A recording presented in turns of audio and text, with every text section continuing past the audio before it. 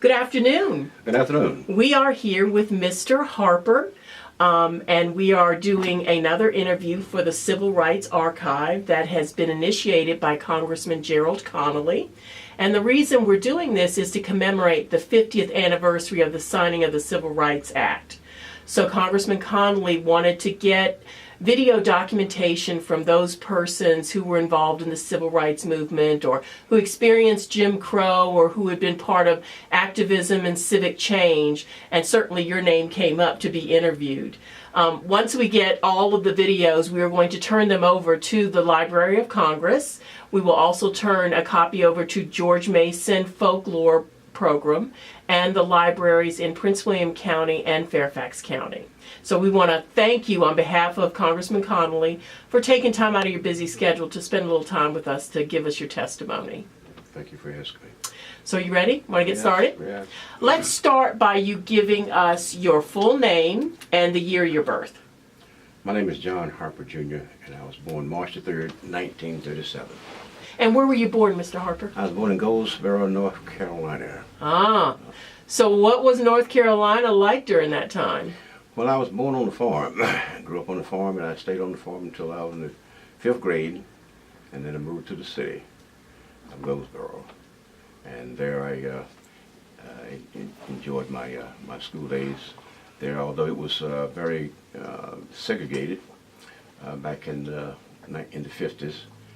I grew up and had to experience school using hand-me-down texts from the white schools, and that was not very good because you get textbooks sometimes there were pages missing and been marked up and this sort of thing. So that was an issue and a challenge for us. But growing up in Goldsboro, North Carolina, in the city, you ride the bus. If the bus is need a seat for a white person, you had to get up out of your seat and move to the back and to sit in the back of the bus, and that was not very good experience for me. In high school, in 1954, when it was declared that separate but equal was unconstitutional. And so I thought at the time that I was going to be able to go to the white school the next year. And lo and behold, it was many, many years later that the students were able to go there. But then they had changed because it did away with my high school to go to the white school. And as a result, the white schools began to be to exodus. The whites exited that area and moved out to the suburbs, and so the old white high school became now the all-black, almost 98% black school again.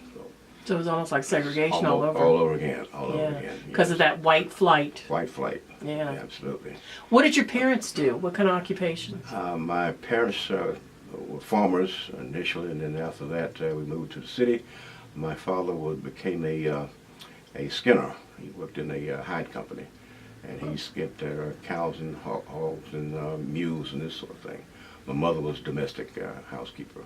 What was their educational level? My mother finished the 3rd grade. My father finished the 5th grade, and that was their level of education. So me being the oldest child, oldest of 4. And I was very privileged to be the lead, take the lead in my family in that regard, because I was the first one to go to college and finish college and this sort of thing, and move on to college. I had planned to go to college seeking a medical degree. I wanted to be a doctor because I wanted to help people, and I majored in chemistry and zoology at Howard University. But that time, my parents didn't have money to finance me in college, so I had to work my way through college. I worked at the post office here in D.C. for 3 years. I worked at night. I worked 4 hours in the evenings during the weekday, and on the weekends when my supervisor let me, I worked more than 4 hours to pay my way through college and to take care of myself. Wow. So, well, let's go back to North Carolina a little bit. what were the accommodations like? I mean, we know they were segregated, but did you all have a theater that blacks could go to, or? You had a theater that blacks would go to. We had a separate theater to go to. But then there was a theater in Center Street that blacks would go to, but you had to sit upstairs in the balcony. And you had a separate entrance too. And what about shopping downtown? What was that like? Shopping, you could shop, but you couldn't sit down. You couldn't go to a counter and sit down for a service or anything. Like the Chris stores, you couldn't go to there and sit down and have a drink or a sandwich or whatever. You couldn't do that. And even as late as 1967, I came back. I was a captain in the United States Army on leave from Vietnam. And I came back to my hometown, Goldsboro, North Carolina, to have a bite to eat late in the evening. And my friend told me, said, we can't go any place except to the truck stop. And the truck stop, I said, why? He said, because that's where we have to go at night. So he took me there and he went into the back. I said, why are you going in the back? He said, that's we can't go in the front door. So we go in there. I go up to the counter and I order, and I get ready to sit down, and the lady says, "You can't sit down here because you can't eat here. You can't eat in here. You have to take it out." And I said, "If I buy it here, I'm going to eat it here." She said, "No, you're not." And by that time, there were 3 big truck drivers, white truck drivers, stood up, and she reached behind the counter and pulled out a sawed-off shotgun and stuck it in my chest. She says, "Negroes don't eat here." And I'm a captain in the United States Army. Did you have a uniform on? No, I didn't have a uniform. Yeah, but I'm a captain in the United States Army. Right. You know, I'm from Vietnam, and I can't eat here. Nor can I shoot pool in the city pool hall. And she put a shotgun in your chest? In my chest, yes. Right. So here you are going to war for your country, but you cannot eat or go where you want. How did that make you feel? Oh. It made me feel so small and so hurt. So what am I serving for? You know? I says I get better service in other countries than I do here at home, and that was hurtful. Yeah. You know? Yeah. And even while I was in the military, my first class at Fort Bliss, Texas, a second lieutenant in the officer basic course. I was the only black in my OBC class, and there was 23 of us in our class. And this was in 1960. Now, at the time, the movement was going pretty heavy there, and my friends would say, my classmates would say, well, you know, we think that things are moving too fast. I said, well, how you figure that, moving too fast? What's guaranteed by the Constitution can't be too fast. And they said, well, we got to get used to it. And my bunkmate, my roommate, was from Charleston, South Carolina. He went to Clemson. And he said to me, when we first got there, he wanted to go back home, because I had a car. He wanted to go back home with me after we graduated. He waited until the night before we graduated to tell me, I said, John says, I can't go home with you tomorrow. And I said, why? He says, my parents told me that if you bring me home, that I don't have a home to keep going. And he says, I envy you.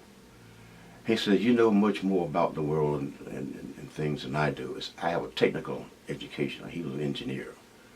And he says, I envy you. He said, I wish my parents knew you as I know you, but they don't. And I got to go home. So here we are. After 4 months in school there, he waited until the last day to tell me. My parents say, you're a Negro, you don't come. South Carolina. Yeah. Now, that's tragic.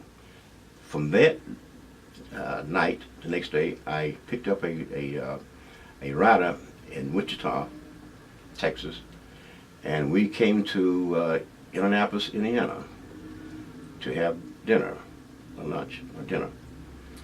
In the evening, we go to the cafeteria, we go down the line, picks up his food, and I'm behind him, and he gets up to the cashier, and he says, "I'm paying for the gentleman behind me."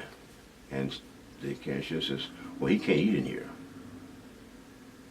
Yes, in 1960, in Indianapolis, Indiana. He can't eat in here.